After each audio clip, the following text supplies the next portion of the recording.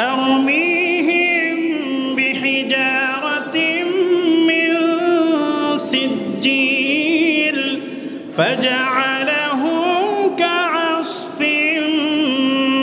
مأكول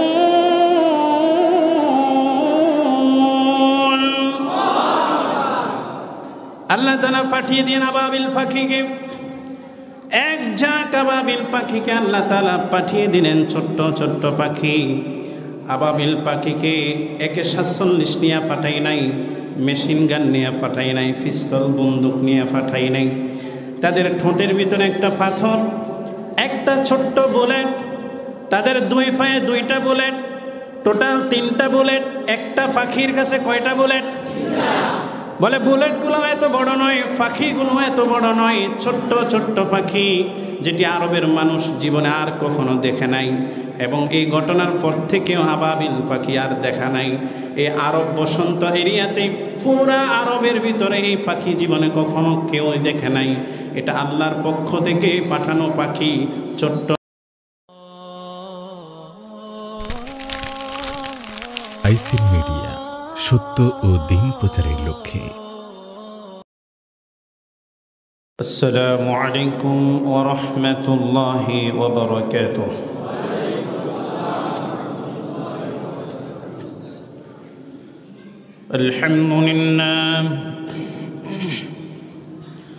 الحمد لله نحمده ونستعينه ونستغفره ونؤمن به ونتوكل عليه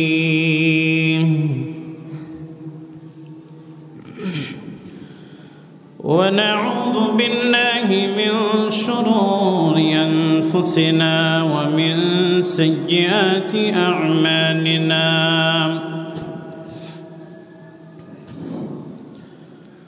من يهد الله فلا مضل له ومن يضلله فلا هادي له ونشهد أن لا إله إلا الله وحده لا شريك له ونشهد أن سيدنا ونبينا وحبيبنا ومولانا محمدا عبده ورسوله الذي أرسله بالحق بشيرا ونذيرا وداعيا إلى الله بإذنه وسراجا وقمرا منيرا أما بعد فقد قال الله تبارك وتعالى في كلامه المجيد وفرقانه الحميد أعوذ بالله من الشيطان الرجيم بسم الله الرحمن الرحيم إن الله وملائكته يصلون على النبي يا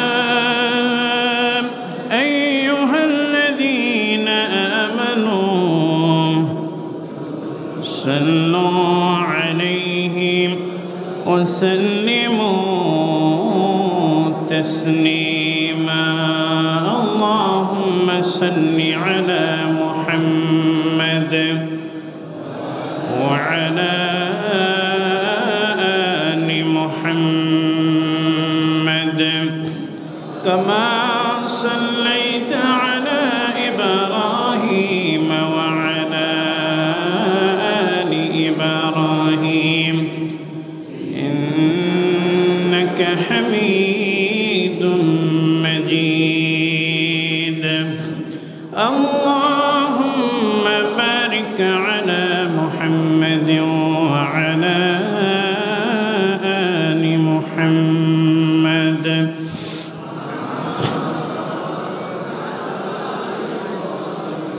وعلى آل إبراهيم إنك حميد مجيد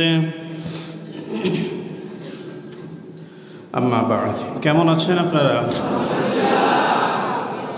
আলহামদুলিল্লাহ শুরুতে আমরা মহান রব্বুল আলামিনের দরবারে শুকরিয়া অবনত হচ্ছি যিনি আমাদেরকে দয়া এবং মায়া করে পছন্দ করে সৈয়দুল আইয়াম সপ্তাহের শ্রেষ্ঠ দিনে জুমার দিনে জুমার সালাত আদায়ের জন্য আল্লাহর ঘর মসজিদে একত্রিত করেছেন সেই মহান রব্বে কারীমের দরবারে কালিমাতুশ শুকর পড়ছি সকলে উচ্চ আওয়াজে কালিমাতুশ শুকর পড়ি আলহামদুলিল্লাহ রব্বানা লাকাল হামদ হামদান কাসীরান তাইয়িবান মুবারাকান ফি প্রশংসা করলাম কার সর্ব অবস্থায় প্রশংসা করব একজনের তিনি কে অসংখ্য অগণিত দুরূদ ও সালাম প্রেরণ করছি প্রিয় নবী রাহমাতুল লিল আলামিন জনাবে মুহাম্মদুর রাসূলুল্লাহ সাল্লাল্লাহু আলাইহি ওয়াসাল্লামের প্রতি সম্মানিত আমার প্রাণপ্রিয় মসজিদের মুসল্লি ভাইয়েরা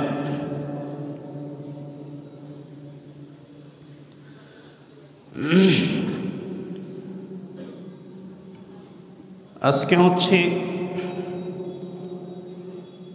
খ্রিস্টীয় ক্যালেন্ডারের জানুয়ারি মাসের কয় তারিখ 3 তারিখ তাহলে আমরা নতুন বছর শুরু করলাম খ্রিস্টীয় একটা বর্ষ শেষ করে নতুন আরেকটা বর্ষ শেষ করলাম আমাদের শুরু করাটা একটু ব্যতিক্রম হয়েছে ওলামায়ে কেরামদের এত সতর্কতা এত সতর্কবাণী এত আলোচনা এত সতর্কবাণীর পরেও আমরা পার্সেন্টেজ যদি হিসাব করি অসংখ্য অগণিত মুসলমানের সন্তানরা এই অপসংস্কৃতিতে গা ভাসিয়ে দিয়েছে জনগণ ঠিক কিনা আমাদের কাজ হচ্ছে কি সতর্ক করা অ্যালার্ট করা আপনাদেরকে স্মরণ করিয়ে দেয়া আমরা আইন প্রয়োগ করার কেউ নয় সম্ভব নয় এই সতর্কতা বাণী শুনে যদি আপনারা ফিরে আসেন আলহামদুলিল্লাহ আর যদি ফিরে না আসেন তাহলে শাস্তি কার পক্ষ থেকে আসবে একেবারে চোখের সামনে একেবারে চোখের সামনে শাস্তি আপনারা দেখতে পেয়েছেন না আতশবাজির আগুনে পুরা বিল্ডিং পুড়ে ছাই হয়েছে না এরকম ঘটনা এই 2 দিন আগের কথা বলতেছি ঢাকা শহরের অনেক জায়গায় আগুন লেগেছে তো এগুলো তো চোখের সামনে তারপরেও যদি আমরা সতর্ক না হই ফিরে না আসি তো আমরা তো হতভাগা দুর্ভাগাদের কাতারে পড়ে যাব আল্লাহ তাআলা আমাদেরকে হেফাজত করেন আমিন পড়েন এই ধরনের সকল অপসংস্কৃতি থেকে সকল খ্রিস্টীয় সংস্কৃতি থেকে হিন্দুয়ানি সংস্কৃতি থেকে এক কথায় সকল অপসংস্কৃতি থেকে মুসলমানদের সমাজকে আল্লাহ হেফাজত করেন আমিন পড়েন আমরা যারা গার্ডিয়ান আছি আমরা যদি আমাদের সন্তানদেরকে সতর্ক না করি বাধা না দিই তাদেরকে যদি সঠিক কথাটা না বুঝাই তাহলে কিয়ামতের মাঠে আমরাই কিন্তু আসামির কাঠগড়ায় দাঁড়াতে হবে এগুলো বাহির থেকে এসে তো কেউ করে নাই ফেরেশতাও নাজিল হয় নাই এগুলো করার জন্য এই এলাকায়ও ফুটকা ফুটছে না তো কার এগুলো কার সন্তান আপনার আমার সন্তান। আমরা গার্ডিয়ানরা যদি একটু সচেতন হতাম, তাদেরকে যদি এই কাজে বাধা দিতাম, অর্থের যোগান না দিতাম, তারা কি এই কাজ করতে পারে? আল্লাহ তাআলা হেফাজত করেন, আমিন পড়েন আমিন। সাথে সাথে আরবি মাসের একটা নতুন মাস শুরু হয়েছে। সেই মাসের নাম কি আপনারা জানেন? সবাই বললেন না। কি মাস? অনেকে বলে নাই, অনেকে নামটাও জানেন না মনে হচ্ছে। যে মাসটা আরবি শুরু হলো এই মাসের নাম কি? রজব। কি মাস? রজব মাস। তা আজকে রজব মাসেরও কয় তারিখ? 2 তারিখ, জানুয়ারির 3 তারিখ। তো এই রজব মাস, এটি কিন্তু আমাদের জন্য বড় গুরুত্বপূর্ণ একটি মাস এবং আল্লাহর কাছে সম্মানিত একটি মাস। সুবহানাল্লাহ।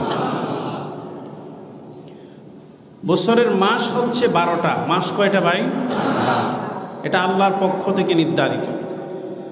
আল্লাহ রাব্বুল আলামিন পবিত্র কোরআনুল কারীমে বলেন, ইন্না ইদ্দাতাশ শুহুরি ইনদাল্লাহি 12 শাহরান ফি কিতাবিল্লাহ ইয়াওমা খালাকাস সামাওয়াতি ওয়াল আরদা মিনহা আরবা'তুন হুরুম যালিকা আদ-দীনুল কাইয়্যিম فلا تظلموا فيهن أنفسكم الله আল্লাহ রাব্বুল আলামিন কোরআনুল কারীমে বলছেন, আকাশমণ্ডলী এবং পৃথিবীর সৃষ্টির দিন থেকেই আল্লাহ তাআলার বিধানে মাসের সংখ্যা হচ্ছে 12টি, নির্ধারিত হয়েছে আল্লাহ তাআলার কিতাবে। সুবহানাল্লাহ। এই মাস, সময়, এগুলোর মালিক কে? আল্লাহ তাআলার কিতাবে 12টি মাস আল্লাহ তাআলা নির্ধারিত করেছেন। 12টি মাসের ভিতরে 4টি হচ্ছে নিষিদ্ধ মাস। নিষিদ্ধ মাস মানে হচ্ছে আল্লাহর কাছে সম্মানিত মাস। সুবহানাল্লাহ।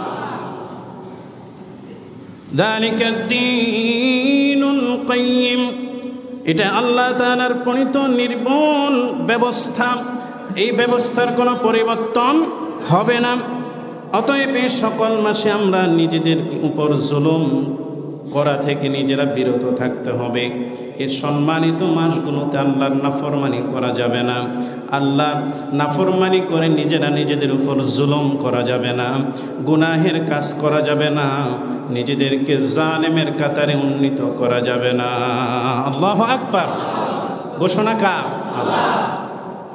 12 মাসের ভিতরে 4টা মাসকে আল্লাহ সম্মানিত করেছে।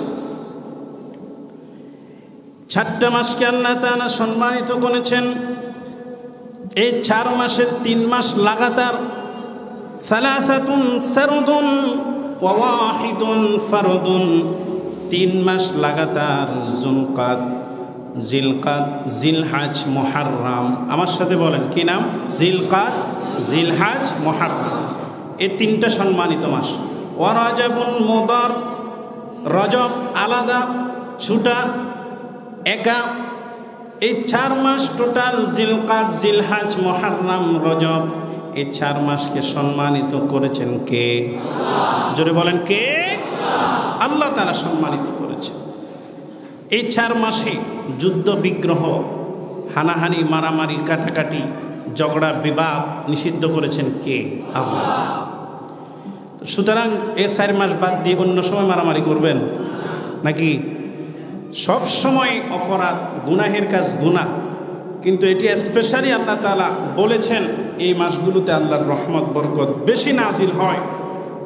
এই 4 মাসের ভিতরে হজের মাসও আছে।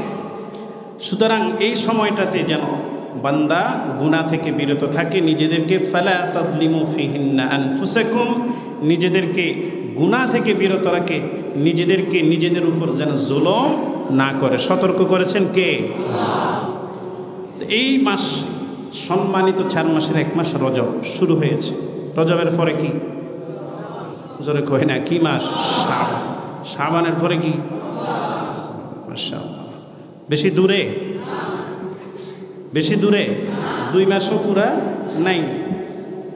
আল্লাহ তাআলা দেন আমাদেরকে রমজান পর্যন্ত পৌঁছিয়ে দেন, আমিন। এই রজব মাসে আলাদা কোনো আমল নাই, স্পেসিফিক কোনো আমল নাই, এক্সট্রা কোনো কাজ নাই। সাধারণতভাবে আমরা যেভাবে আমলগুলো করে আসি সেভাবে আমরা করি। রজব মাস সম্মানিত মাস, এই জন্য আলাদা কোনো নামাজ নাই, আলাদা কোনো রোজাও নাই। তো রজব মাসে আমরা কি কি করতে পারি? এটা যেহেতু সম্মানিত 4 মাসের 1 মাস, সামনে যেহেতু রমাদান, এটাকে আমরা ইবাদতের বীজ বপন করার মাস হিসাবে নিতে পারি। রমজানের কাজগুলোকে এখন থেকে প্র্যাকটিস করতে পারি, কোরআন তেলাওয়াত বাড়িয়ে দিতে পারি, সিয়াম নফল সিয়াম আমরা রাখতে পারি। স্বাভাবিক যেভাবে অন্য মাসে আমরা রাখতাম, রাসূল করিম বলেন সাল্লাল্লাহু আলাইহি ওয়াসাল্লাম, তিনি বলছেন মাসের 3টা রোজা যদি আমার কোনো উম্মত রাখে, আল্লাহ তাআলা তার আমলনামায় পুরা বছরের রোজার সওয়াব দান করে, সুবহানাল্লাহ। তো ওইভাবে করে যদি আমরা এই মাসে রোজাগুলো রাখি, আরও বেশি রাখলাম, তাহলে সামনে রমজানের কি হবে? প্র্যাকটিস হবে। রমজানের কি হবে ভাই? প্র্যাকটিস হবে। এবং রমজানের প্রস্তুতি আমরা নিতে পারি, এই মাস থেকে প্রিপারেশান নিতে পারি। এর বাহিরে তেমন কোনো কাজ নাই। এবং আরেকটা কাজ আছে, এই রজব যখন প্রবেশ করত, রাসূল করিম সাল্লাল্লাহু আলাইহি ওয়াসাল্লাম তিনি একটা দোয়া পড়তেন, আল্লাহর কাছে দোয়া করতেন, আল্লাহ রমজান তো খুব কাছে, আমাকে তুমি রমজান পর্যন্ত পৌঁছাইয়া দিও, অর্থাৎ আমার হায়াতটাকে তুমি রমজান পর্যন্ত দীর্ঘ করে দিও। আমার আপনার হায়াত রমজান পর্যন্ত আছে, কে কে জানেন? একটু হাত তুলেন তো। আর মাত্র 2 মাস। এখানে কেউ আছেন রমজান পর্যন্ত বাঁচবেন, এরকম গ্যারান্টি দেওয়া যাবে? কে দিতে পারেন না? একটু দেন না। প্ল্যান তো আগামী 1 বছরে করছেন, প্ল্যান তো আরও পরেও করে রাখছেন যে অমুক বছর এ করবো, এর পরের বছর মেয়ে বিয়ে দিব, এর পরের বছর ছেলে বিয়ে করাবো, এর পরের বছর জমি বিক্রি করব, বিল্ডিং করব, কত প্ল্যান। তো রমজান পর্যন্ত গ্যারান্টি নেই, আসলে নাই, আসলেই নেই। সময় এগুলো কার নিয়ন্ত্রণে? হায়াত কার নিয়ন্ত্রণে? তো এই জন্য আল্লাহর হাবিব রজব যখন ঢুকতো তখনই দোয়া করা শুরু করতেন, আল্লাহুম্মা বারিক লানা ফি রজব ওয়া শাবান ওয়া বাল্লিগনা রমাদান। আয় আল্লাহ, আল্লাহুম্মা আয় আল্লাহ, বারিক লানা, আপনি বরকত নাজিল করেন, অগণিত বরকত নাজিল করেন, ফি রজব ওয়া শাবান, শাবান এবং রজবের ভিতরে আপনার অগণিত অসংখ্য বরকত রহমত নাজিল করেন, ওয়া বাল্লিগনা রমাদান, আর আমি গুনাহগারকে, আপনার এই অধম বান্দাকে রমজান পর্যন্ত আপনি পৌঁছাইয়া দিয়েন। আমিন বলেন, আমিন। এই দোয়া বেশি বেশি করতে হবে। প্রত্যেক আল্লাহর কাছে যখনই হাত তুলবেন এই দোয়া করবেন, হাত তোলা ছাড়াও এই দোয়া করবেন। আমার সাথে পড়েন, আল্লাহুম্মা বারিক লানা ফি রজব ওয়া শাবান ওয়া বাল্লিগনা রমাদান। আল্লাহুম্মা বারিক লানা ফি রজব ওয়া শাবান ওয়া বাল্লিগনা রমাদান। রাসূল সাল্লাল্লাহু আলাইহি ওয়াসাল্লাম দোয়া করতেন যে রজব পর্যন্ত, রজব থেকে যেন রমজান পর্যন্ত আল্লাহ আমাকে পৌঁছায়। কারণ রমজান এমন একটি মাস, কোরআন নাজিলের মাস, এমন বরকতের মাস, সিয়ামের মাস, এমন বরকতের মাস, লাইলাতুল কদরের মাস। সুবহানাল্লাহ। এই রমজান আমার আপনার জীবনে যদি অর্জিত হয়ে যায়, রমজান 1 মাসের ইবাদত আমাদের জন্য অনেক, আমলনামা অনেক বাড়ি করে ফেলবে, আমাদের নাজাতের জন্য বড় মাধ্যম হয়ে যাবে, কারণ হয়ে যাবে। এজন্য রমজানের জন্য বেশি বেশি দোয়া করতে হবে কার কাছে? আর এদিকে প্রস্তুতি নিতে হবে। কিসের প্রস্তুতি? রমজানের প্রস্তুতি। তাহলে এই রজব সম্মানিত 4 মাসের 1 মাস। এই রজব মাস যেহেতু সম্মানিত মাস, আমাদেরকে সেই সম্মান রক্ষা করতে হবে। কার কাছে সম্মানিত? তো আমাদের সম্মান রক্ষা করার দায়িত্ব কার? আমাদের। যেন এই মাসে আমাদের নিজেদের উপর নিজেরা যেন জুলুম না করি, গুনাহ না করি, যুদ্ধ বিগ্রহ না করি, মারামারি হানাহানি দ্বন্দ্ব বিবাদ এগুলো থেকে যেন আমরা নিজেদেরকে বাঁচিয়ে রাখতে পারি। আল্লাহ তাআলা তৌফিক দান করেন, আমিন। আর বেশি বেশি নেক আমলের প্র্যাকটিস এখন থেকে করা, সিয়াম আদায় করা, আর বেশি বেশি আল্লাহর কাছে দোয়া করা, আল্লাহ তাআলা যেন আমাদের হায়াতকে রমজান পর্যন্ত বৃদ্ধি করেন, আমিন পড়েন, আমিন। আমার ভাইয়েরা, আজকে আমাদের ধারাবাহিক যে আলোচনা শুরু করার কথা ছিল, আপনাদের কি স্মরণ আছে? কোনটা আলোচনা? সূরাতুল ফিল, অর্থাৎ 11 সূরা, ছোট্ট ছোট্ট সূরা যেগুলো, সেগুলো নিয়ে আমরা কথা বলবো, তাফসীর সহ, ব্যাখ্যা সহ। একদিন এক একটা সূরার তাফসীর ব্যাখ্যা হবে, আর সাথে সাথে এগুলোর আমাদের ক্লাস হবে, প্র্যাকটিস হবে, মশক হবে। আমরা এই সূরাগুলো শুদ্ধভাবে শিখব ইনশাআল্লাহ। তার ভিতরে আজকে প্রথম যে সূরা নিয়ে আমরা কথা বলবো, সেই সূরা হচ্ছে সূরাতুল ফিল। জোরে বলেন না, কি নাম? ফিল নামে কি চিনেন আপনারা? ফিল নামে কে কে চিনেন এই সূরারে? একটু হাত দেন। ফিল নামে চিনেন? হাত নামান। আলামতারা নামে কে কে চিনেন? আলামতারা পার্টি বেশি দেখছেন, সবাই আলামতারা নামে কিন্তু চিনে। কোরআন পড়তে না জানুক, সে কিন্তু আলামতারা চিনে। চিনে কি চিনে না? তো এই সূরার নাম হচ্ছে সূরা ফিল। এই ফিল নিয়ে কথা হবে, 3টা দফায় কথা হবে। এক হচ্ছে শানে নজুল, এই সূরা কেন নাজিল করলেন, এটার প্রেক্ষাপট কি। 2 হচ্ছে অনুবাদ, 2 কি অনুবাদ। 3 হচ্ছে এর সংক্ষিপ্ত ব্যাখ্যা, যতটুকু করা যায়। 4র্থ নাম্বার যে কাজ, সেটি হচ্ছে মশক এবং তেলাওয়াত শিখা। আমরা সূরা ফিল শিখব শুদ্ধভাবে ইনশাআল্লাহ। তো সর্বপ্রথম যে বিষয়টা, এই সূরাকে নিয়ে যদি আপনারা এই সূরার সারমর্ম যদি ভিতরে ঢুকাতে হয়, এর প্রেক্ষাপট জানতে হবে, এর নাজিলের কারণ জানতে হবে, শানে নজুল জানতে হবে। এই শানে নজুল যদি জানতে হয়, আমাদেরকে ইতিহাসে একটু অনেক দূরে, প্রায় 1600-1700 বছর আগে যাইতে হবে। একটু ওই দিক থেকে যদি আসি, আমরা সূরাতুল ফিলের শানে নজুল প্রেক্ষাপট আমরা বুঝতে পারবো সহজেই। তৎকালীন ইয়েমেন, আবিসিনিয়া, বর্তমান নাম আবিসিনিয়া, যেটা ইথিওপিয়া, বর্তমান নাম কি ইথিওপিয়া, অর্থাৎ আফ্রিকার একেবারে শেষ যে দেশ, এই দেশের নাম কি ইথিওপিয়া। এটার আগেরকার নাম কি ছিল? আবিসিনিয়া। আবার এদিকে আরবের একেবারে বর্ডারের দেশ হচ্ছে ইয়েমেন। বর্ডারের দেশ কি? ইয়েমেন।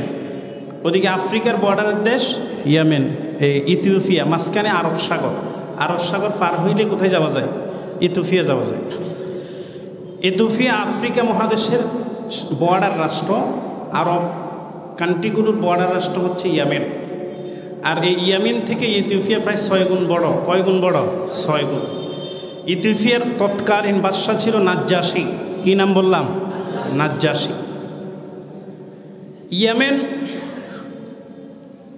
এখানে ইয়েমেনও একটা স্বাধীন রাষ্ট্র ছিল, আরবদের অধীনেই ছিল, কিন্তু এটা এত শক্তিশালী ছোট্ট একটা কান্ট্রি। যেমন আমাদের বাংলাদেশ আর ইন্ডিয়া ব্যবধান আছে না নাই? আমাদের থেকে প্রায় 11 থেকে 12 গুণ বড় ইন্ডিয়া, আমরা 11-12 গুণ ছোট। ঠিক একইভাবে ইথিওপিয়া বড়, ইয়েমেন ছোট। তো ইথিওপিয়ার তৎকালীন বাদশা ছিল নাজ্জাশী। নাজ্জাশীর নাম আমরা অনেকেই শুনেছি। রাসূল করিম সাল্লাল্লাহু আলাইহি ওয়াসাল্লামের জীবনীতেও এই কথাটা এসেছে, এই নামটা অনেকবার এসেছে। সাহাবীরা প্রথম হিজরত করেছিলেন হাবশায়, তথা হাবশা মানে আবিসিনিয়ায়, নাজ্জাশীর কাছে। এগুলো আরেক ইতিহাস। তো এই নাজ্জাশী প্রেসিডেন্ট ছিলেন, আফ্রিকা মহাদেশের শাসক ছিলেন। ওই দেশের সেনাপ্রধানের নাম ছিল আরিয়াদ। কি নাম ছিল? আরিয়াদ। সেকেন্ড যে সেনাপ্রধানের পরে যে পোস্টে আছে, লেফটেন্যান্ট জেনারেল বলা হয় আর কি। অর্থাৎ সেনাপ্রধান মারা গেলে বা রিটার্ন করলে যিনি কি হবেন? সেনাপ্রধান হবে। তার নাম হচ্ছে আব্রাহা। কি নাম বললাম? আব্রাহা। তো এই 2 জনকে নিয়ে একদিন নাজ্জাশী বসে বলে যে, জীবনে তো অনেক শখ পালন করলা, অনেক আশা আমার পূরণ হয়েছে, অনেক কিছু আমি দেখেছি, করেছি, একটা শখ আমার বাকি আছে। তবে সেটা কি? বলে, আমার পাশে একটা রাষ্ট্র, ছোট্ট রাষ্ট্র ইয়েমেন, এটাকে আমি আমার রাজত্বের ভিতরে চাই, অর্থাৎ ইয়ামেন এই রাষ্ট্রটাকে আমি চাই। যারা বড় বড় বড় দেশের শাসক, যাদের শক্তি সামর্থ্য পাওয়ার বেশি, তাদের এই ধরনের লালসা আছে না নাই? জোরে বলেন, আছে কি না? এই ধরনের স্বপ্ন তারা লালন করে যে পাশের ছোটোখাটো দেশ যেগুলো, এগুলোর কি আমি কি করব, এগুলোকে আক্রমণ করে আমি এগুলোকে আমার নিজের আয়ত্তে নিয়ে আসব, অথবা এদের উপর আমি কর্তৃত্ব খাটাবো, অথবা এদের উপর আমি রাজত্ব করব, এদেরকে আমি যে কোনোভাবে নিয়ন্ত্রণ করব। এ ধরনের চিন্তাভাবনা বর্তমানেও আছে না নাই? জোরে কয় না, আছে না নাই? আছে। তো ইথিওপিয়ার এই বাদশাহ যখন এই মনোবাসনা ব্যক্ত করলেন সেনাপ্রধানের কাছে, সেকেন্ড সেনাপ্রধানের কাছে, তো তারা বলে, হুজুর এটা তো একেবারে ডালভাত একটা বিষয়, সকালে আক্রমণ করব, দুপুরের ভিতরে রাষ্ট্র আমাদের হয়ে যাবে। কারণ ইথিওপিয়ার শক্তিশালী সেনাবাহিনী ছিল, আর এদিকে ইয়ামেনের কোনো সেনাবাহিনী ছিল না, আর 6 গুণ ছোট একটা রাষ্ট্র, এটাকে নিয়ন্ত্রণ নিতে কতক্ষণ লাগবে? তাই? হ্যাঁ তাই। তবে এটার আগে আমাদের একটা কি আছে, শর্ত আছে, যে আপনি যে সেনাপ্রধান আরিয়াত বলল, আপনি যে এই ইয়ামেনকে কি করবেন, আপনার অধীনে করবেন, তো এটা কি প্রদেশ হবে না কি হবে, এটার একটা ব্যাখ্যা আমাদেরকে দেন। আর যদি এটা প্রদেশ হয়, ইথিওপিয়ার প্রদেশ হয়, বা আবিসিনিয়ার প্রদেশ হয়, হাবশার প্রদেশ হয়, তাহলে এই প্রদেশের গভর্নর তো লাগবে, গভর্নর কাকে বানাবেন, এই দুইটা জিনিস ক্লিয়ার করেন। আমরা সকাল থেকে দুপুর পর্যন্ত এই সময়টাতেই আপনাকে আমরা এই ইয়ামেন দখল করে আপনাকে উপহার দেব। তখন এই শর্ত, যে আরিয়াত শর্ত দিল যে আমাকে যদি আপনি এই ইয়ামেনের গভর্নর বানান তাহলে আমি এই প্রস্তাবে রাজি। বলে সেনাপ্রধান কে হবে? বলে আমি যখন গভর্নর হয়ে যাব তখন সেনাপ্রধান বানাবেন আব্রাহাকে। তো এই শর্তে নাজ্জাশী রাজি হলো। তারা আক্রমণ শুরু করলো। আক্রমণ করে অল্প সময়ের ভিতরে দুপুরের আগেই তারা ইয়ামেনকে দখল করে বসল। দখল করে বাদশার কাছে হাজির যে আমরা ইয়ামেন দখল করেছি, ইয়ামেন এখন আবিসিনিয়া বা হাবশার নিয়ন্ত্রিত একটা এলাকা, আপনি যেভাবে ইচ্ছা সেভাবে এটাকে শাসন করতে পারবেন। তখন সেনাপ্রধান এবং বাদশা নাজ্জাশীর দুজনের যে কমিটমেন্ট ছিল, যে চুক্তি ছিল, এই চুক্তি অনুযায়ী বাদশা নাজ্জাশী বলে, আরিয়াত তোমাকে আমি গভর্নর বানালাম। এবার মাঝখানে আব্রাহা উল্টে গেছে, যে যুদ্ধ করলাম আমি, গভর্নর হবে সে, এটা আমি মানি না। কারণ মাঠে ময়দানে যুদ্ধ কিন্তু সেনাপ্রধানে করে না, করে এটার পরিচালনা করেছেন সেকেন্ড সেনাপ্রধান যিনি, তিনি মাঠে ময়দানে ছিল। বলে জীবন বাজি রেখে আমি যুদ্ধ করলাম, দেশ বিজয় করলাম, এখন গভর্নর বানাবেন তাকে, আমি সেটা মানি না। বলে কি করতে চাও, কি বলতে চাও? বলে আমাদের দুইজনের ভিতরে যুদ্ধ হবে, যে জিতবে অর্থাৎ যে জীবিত থাকবে সেই ইয়ামেনের গভর্নর হবে। তো বাদশাহ এটাতে রাজি। ঠিক আছে, তোমরা দুজন মারামারি করো, যে যে টিকবা তাকে আমি কি বানাবো, গভর্নর বানাবো। মারামারি লাগলো, আরিয়াতকে আব্রাহা হত্যা করে ফেললো, আব্রাহাকে ইয়ামেনের গভর্নর বানিয়ে দেয়।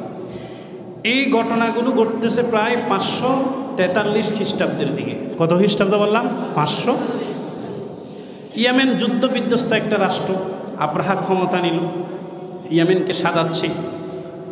সাজাতে সাজাতে প্রতি বছর একটা মেলার আয়োজন করে, অনেক সুন্দর করে ইয়ামেনকে সাজিয়েছে। বিশ্বের বিভিন্ন নেতারা, রাষ্ট্রপ্রধানরা সেখানে যেত, ওই মেলাতে গিয়ে আনন্দ উৎসব করে আসতো। এভাবে করে চলতেছে। কিন্তু প্রত্যেক বছর সে একটা জিনিস লক্ষ্য করে, যখন জিলহজ মাস আসে, কি মাস আসে? হজের মাস যখন আসে, তখন কিছু মানুষ, তখন তো খ্রিস্ট ধর্ম চলতেছে, যারা এক আল্লাহর উপর বিশ্বাস করে, যারা এক আল্লাহকে বিশ্বাস, হানিফ সম্প্রদায় ছিল, তারা সবাই দল বেঁধে কোথায় চলে যায়? মক্কায়। কোথায় চলে যায় বলেন না? মক্কায়। এটা সে লক্ষ্য করতেছে অনেক বছর। তখন আস্তে আস্তে সে জানলো যে মক্কায় একটা ঘর আছে, সে ঘরটা কার ঘর? জোরে বলেন না, কার ঘর? সেখানে শুধু ইয়ামেন থেকে নয়, সারা পৃথিবী থেকে তাওহীদবাদী মানুষরা তখনও এই হজের মাসে গিয়ে সেখানে হজ করত, লাব্বাইক আল্লাহুম্মা লাব্বাইক বলতো, অর্থাৎ আল্লাহর ঘরকে তাওয়াফ করত। আল্লাহর ঘরের ভিতরে কিন্তু আবার মূর্তি ছিল, কি ছিল, কিন্তু তারপরেও এটা যে আল্লাহর ঘর এটা তারা স্বীকার করত। প্রত্যেক বছর মক্কায় এসে তারা হজের মাসে আল্লাহর ঘর তাওয়াফ করত। এই নিদর্শনগুলোকে তারা কি করত, অনুসরণ করত, এই নিদর্শনগুলোকে স্মরণ করত প্রত্যেক বছর। বাদশাহ আবরাহা যখন এই বিষয়গুলো পুরোপুরি আস্তে আস্তে জানতেছে, তখন তার মাথায় খুব করে ধরল যে আমি এত কষ্ট করে আমি স্বাধীন করলাম, আমার দেশের জনগণের জন্য তাদের সব কিছুর ব্যবস্থা আমি করলাম, তাদের আনন্দ উৎসবেরও ব্যবস্থা আমি করলাম, তারপরেও তারা কেন ওইদিকে ছুটে ওইদিকে যেন না যায় একটা ব্যবস্থা আমাকে করতে হবে। নাউজুবিল্লাহ। তখন সেই ইয়ামিনের সানাতে এভাবে বছর যাচ্ছে। রাসূল করিম সাল্লাল্লাহু আলাইহি ওয়াসাল্লাম যেই বছর জন্মগ্রহণ করবেন 570 অথবা 571 ঐতিহাসিক মতে 570 খ্রিস্টাব্দের 2-3 বছর আগে ইয়ামেনের সানায় বড় একটা ঘর, ওই মক্কার কাবা ঘরের আদলে দ্বিতীয় একটা কাবা সে এখানে নির্মাণ করে ফেলল। নাউজুবিল্লাহ। সেই নাম, তার এই ঘরের নাম ছিল আল কালিস অথবা আল কুলিস অথবা কুল্লাইসা, বিভিন্ন নামে এটাকে ডাকা হতো।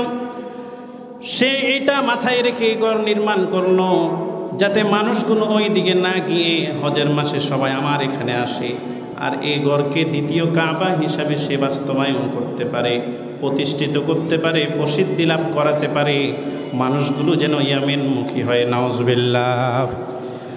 আবার আমার ভাইয়েরা বলেন তো, বুঝে থাকলে বলেন তো, আল্লাহর ঘর পৃথিবীতে কয়টা? জোরে বলেন কয়টা?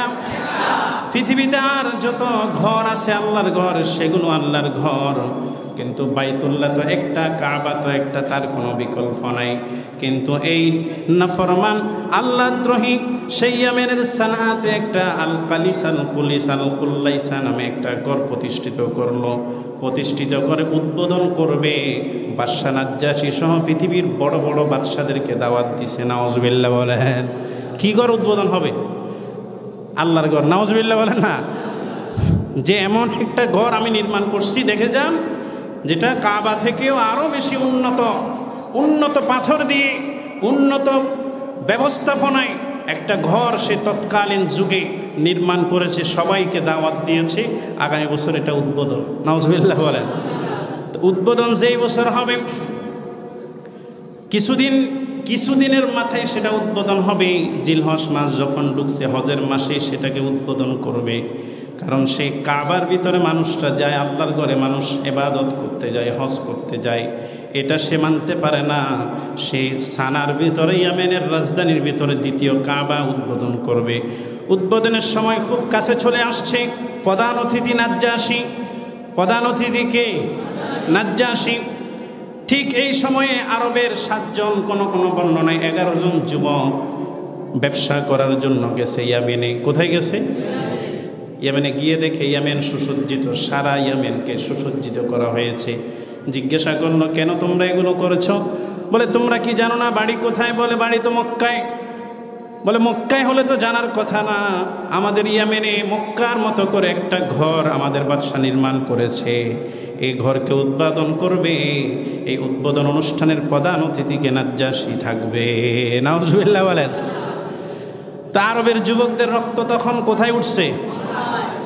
তারা যতই আল্লাহর নাফরমানি করুক, কিন্তু আল্লাহর ঘরের সম্মান মর্যাদা তারা রক্ষা করতে প্রস্তুত।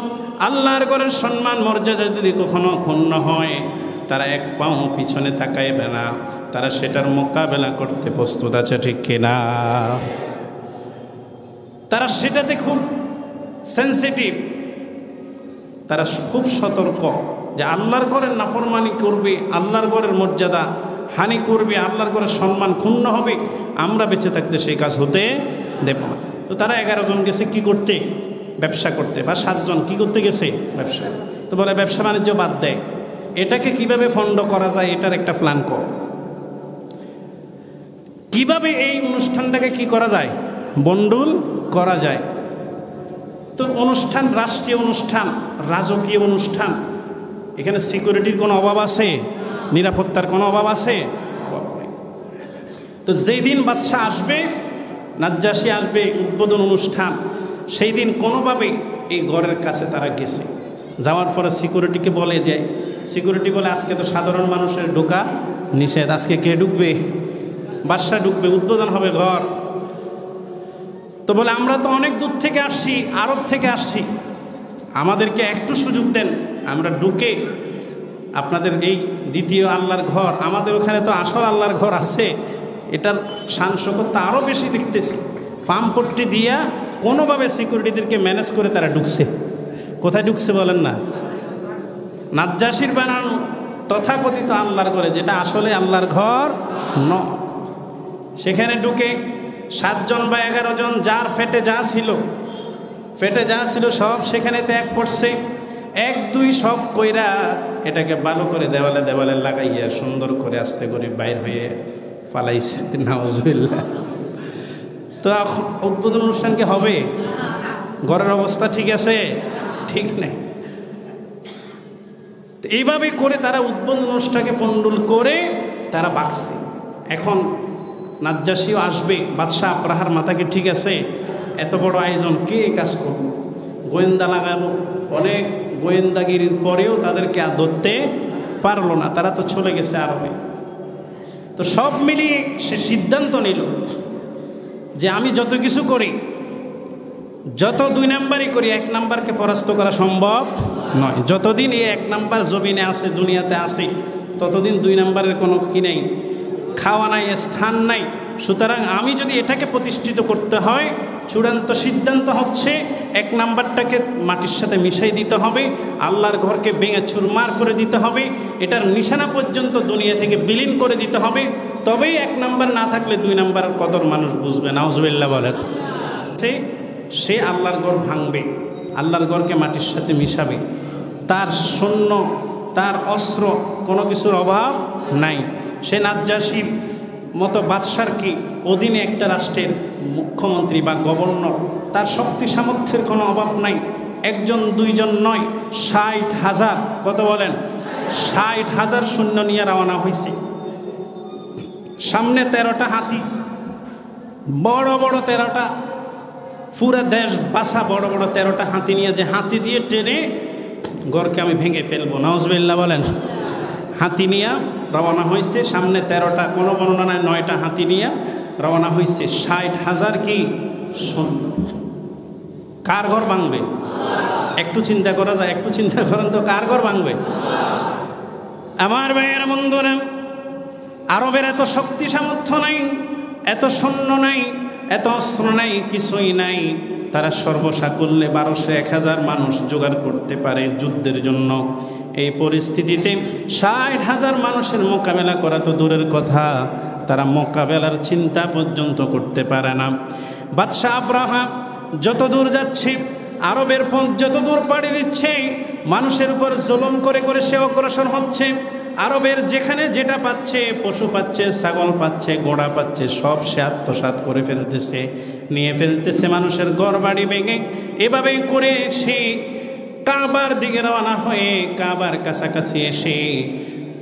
কাছাকাছি এসে সে তাঁবু ফেলেছে মরুভূমির ভিতরে, যে আমি একটু খবর দাও, কে আছে এই কাবার রক্ষণাবেক্ষণ, কে করে আল্লাহর ঘরের রক্ষণাবেক্ষণ, কে করে, তাকে একটু খবর দাও।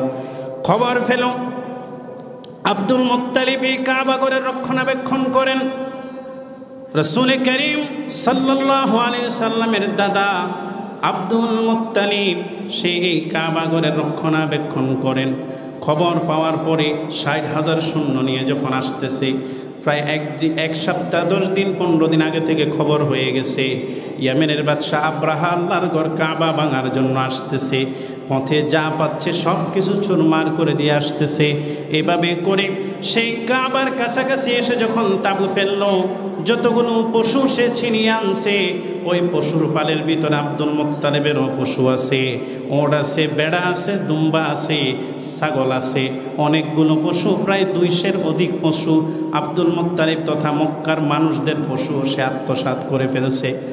কাবার রক্ষণাবেক্ষণকারী আব্দুল মুত্তালিব যখন এই খবর পেল, তখন দৌড়ে গেল বাদশাহ আবরাহার কাছে। বলে কি বাদশাহ জাহাপনা, আপনার কাছ থেকে আমি কাবাঘর রক্ষা করতে আসি নাই। আমার যে পশুগুলো আপনি নিয়ে ফেলেছেন, আমার যে পশুগুলোকে আপনি দখল করেছেন, এই পশুগুলোর ফেরত নিতে এসেছি। এগুলো আমাদের রিজিক, এগুলোর করে আমরা আমাদের জীবন নির্বাহ করি। সুতরাং আমাদেরকে এই পশুগুলো দিয়ে দেন। আর কাবা ঘরের ব্যাপারে আমার কিছু বলার নাই। এই ঘরের মালিক মানুষের ঘরের মালিক মানুষ, আপনার আমার ঘরের মালিক আপনি, আমি আমার ঘরের মালিক আমি, আপনার ঘরের মালিক আপনি।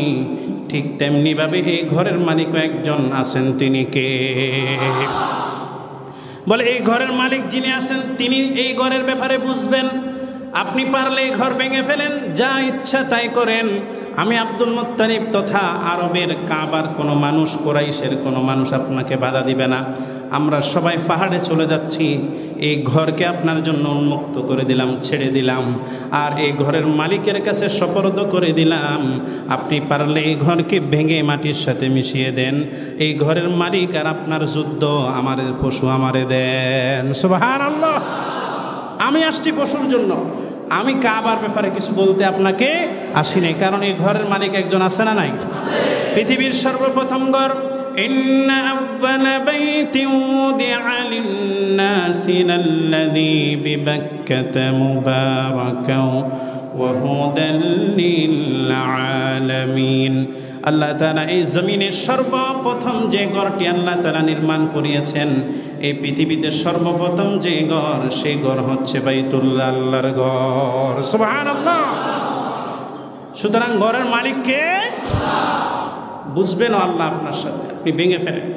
আব্দুল মুত্তালিব গিয়ে পশু নিয়ে চলে আসছে। বলে আশ্চর্য কথা, তোমার ঘর ভাঙতে আসলাম, তোমাদের মক্কার আরবের ঐতিহ্য ইতিহাস যেটার সাথে জড়িত, যেটাকে নিয়ে তোমরা সম্মানিত, যেটাকে নিয়ে তোমরা গর্বিত, তোমাদের এই ঘরকে আমি ভেঙে ফেলতে আসলাম আর তোমরা কিছুই বললা না। সে আশ্চর্য হল। তা আশ্চর্য হওয়ার কি আছে? 60,000 মানুষের সাথে কি 1000-1200 মানুষের লড়া সম্ভব? তো সুতরাং নিজেদের জীবনকে ক্ষতির সম্মুখীন না করে, কারণ তারা তো মনে প্রাণে বিশ্বাস করেন এই ঘর আমাদের না, এই ঘরের মালিক কে? এই ঘরের মালিক একজন আছেন, তিনি আল্লাহ। সুতরাং এই ঘরকে রক্ষাও তিনি করবেন, কারণ তারা আল্লাহর উপর পূর্ণ আস্থা এবং বিশ্বাস তারা রেখেছিল। এভাবে করে তারা ছেড়ে দিয়ে চলে গেল। আব্রাহা বাহিনী, হস্তি বাহিনী নিয়ে সামনের দিকে অগ্রসর হচ্ছে। মাঠ খালি, কোনো যুদ্ধ বিগ্রহ নেই, কোনো কিছুই নেই। যে উদ্দেশ্যে এসেছে উদ্দেশ্য হাসিল করবে, হাসতে হাসতে শেষ করে দিবে, আল্লাহর ঘরকে মাটির সাথে মিশিয়ে দিবে। নাউজুবিল্লাহ। এই চিন্তা চেতনা নিয়ে, ভাবনা নিয়ে তারা সামনের দিকে অগ্রসর হচ্ছে। অগ্রসর হতে হতে কিছু দূর যখন গেল, হারেমের এরিয়াতেও তারা ঢুকতে পারে নাই। তার আগেই আল্লাহ তাআলা যুদ্ধ ঘোষণা করে দিয়েছেন আব্রাহার সাথে। আল্লাহ তাআলা ছোট্ট পাখি দিয়া আব্রাহার এই 60,000 বাহিনীকে নাস্তানাবুদ করে দিয়েছেন। আল্লাহু আকবার। আলাম তারা কাইফা ফাআলা রাব্বুকা বিআসহাবিল ফিল আলাম ইয়াজআল কাইদাহুম ফি তাদলিল ওয়া আরসালা আলাইহিম তায়রান আবাবিল তারমিহিম বিহিজারাতিন মিন সিজ্জিল ফাজআলাহুম কাআসফিন মাকুল।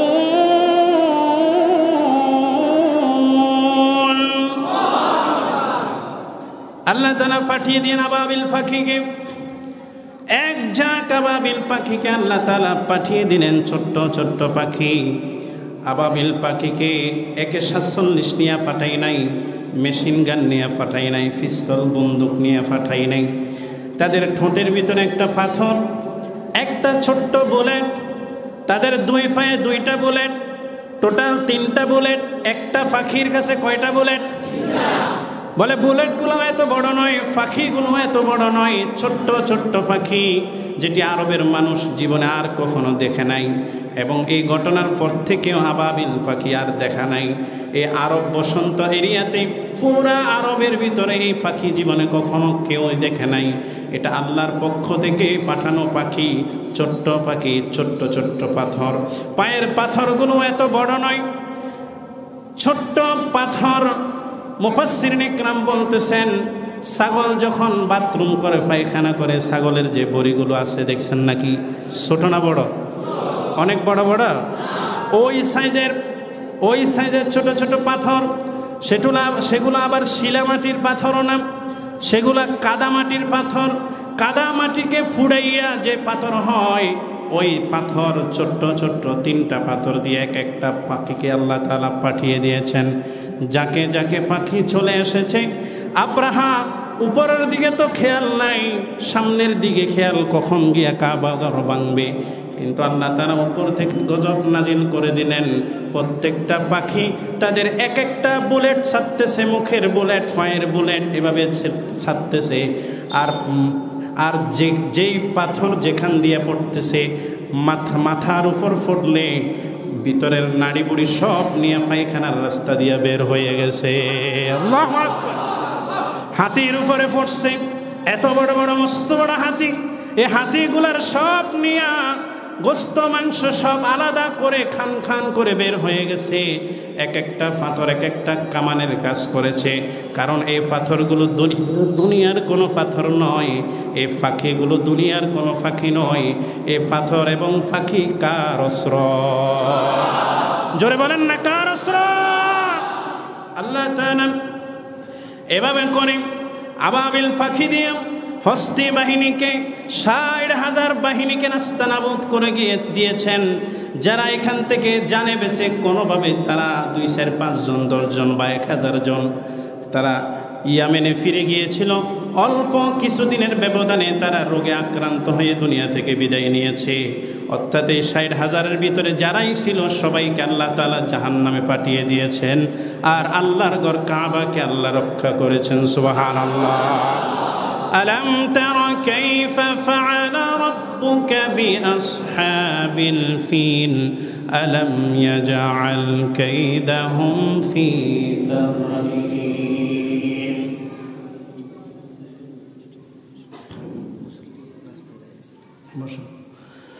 তাহলে এই কাবা কার ঘর বলেন? রক্ষাও করেছেন কে? কে রক্ষা করেছেন? দুনিয়ার কোনো বাহিনী দিয়ে 60,000 বাহিনীর মোকাবেলা করা সম্ভব ছিল? আর আল্লাহ তাআলা ছোট্ট ছোট্ট পাখি দিয়া এই কাবাগরকে আল্লাহ তাআলা রক্ষা করেছেন। আব্রাহা বাহিনীকে একেবারে ফাজআলাহুম কাআসফিম মাকুল, গরু এবং পশুরা যখন খাবার চিপায় মুখের ভিতর নিয়া, আপনি যে খাবার তাদের মুখে দিবেন 2 মিনিট পরে এই খাবার কি আর খুঁজে পাওয়া যাবে? এটাকে চিপিয়ে একেবারে পাউডার বানায় ফেলে, ঠিক কিনা বলেন? একেবারে মিহি করে ফেলে।